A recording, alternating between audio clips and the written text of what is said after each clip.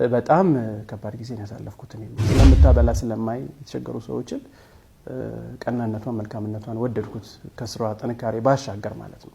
ውድ ቀን አስታውሳለሁ የመጀመሪያ ቀን ሳገኛት ቤቷ ሄድኩኝ። ገጣሚ ሻይ ቡና ያለን ቡና የጋበዘችኝ ምሳ ጋብዛኝ ቤቷ ላይቭ ሪከርድ አድርገዋል ከሰዎች እሷ ያው ቲክቶክ ላይ ላይቭ ስለምትገባ ባልሽ እሱ ነው ወይ ምናምን የሚል አይነት ሐሳብ ሲመጣ ለምን ይሄንን ነገር ወደ ስራ አንቀይረው በእንደዛ አይነት ሁኔታ ሰራል።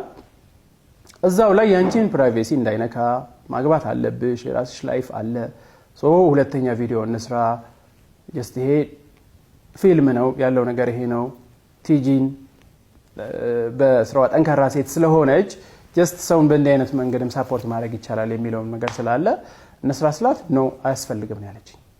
ሲጀመር ሐሳቡም ከሷ ነው የመጣው። ሁለተኛ የምላሽ ቪዲዮም እንዳንሰራም የተከላከለችው እሷ ነች። ትንሽ ውስጥ ይቀር ያለ ነገር ምንድነው ለኔ ሳትነግረኝ ይሄ አሁን የሷን ቪዲዮ አይቼው ነበር አጋጣሚና ይሁን ለኔ አይገባኝም በነገራችን ላይ አፍርብሻለሁ ብለዋል ምናምን የሚል አይነት ነገር ይዛ መጣች። ማን እንዳላት ምን እንዳላት ማላቀም ወሬ መስማት ማስፈላጊም አልነበረ